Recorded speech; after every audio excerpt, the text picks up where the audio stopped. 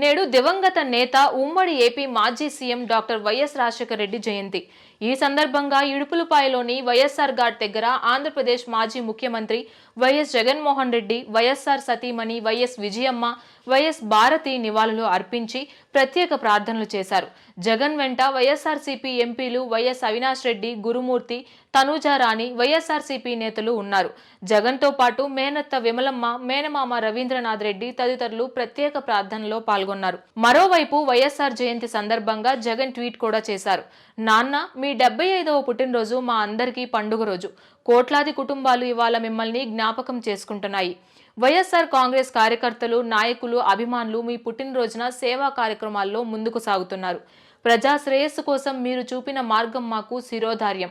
జీవితాంతం మీరు పాటించిన క్రమశిక్షణ, చేసిన కఠోర శ్రమ, రాజకీయాల్లో మీరు చూపిన ధైర్య సాహసాలు మాకు మార్గం. మీ ఆశయాల సాధనే లక్ష్యంగా, కోట్లాది కుటుంబాల క్షేమమే ధ్యేయంగా చివరి వరకు మా కృషి అన్నారు.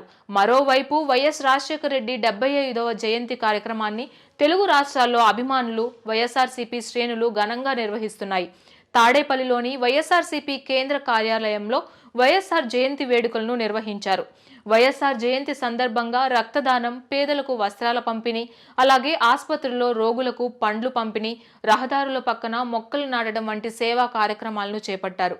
ఇటు తెలంగాణలో కూడా కాంగ్రెస్ పార్టీ ఆధ్వర్యంలో కార్యక్రమాలు నిర్వహించారు.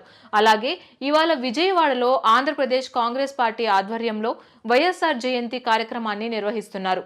ఏపీసీసీ ఆధ్వర్యంలో వైఎస్ రాజశేఖర రెడ్డి 75వ జయంతి కార్యక్రమాలను మంగళగిరిలో నిర్వహిస్తున్నారు.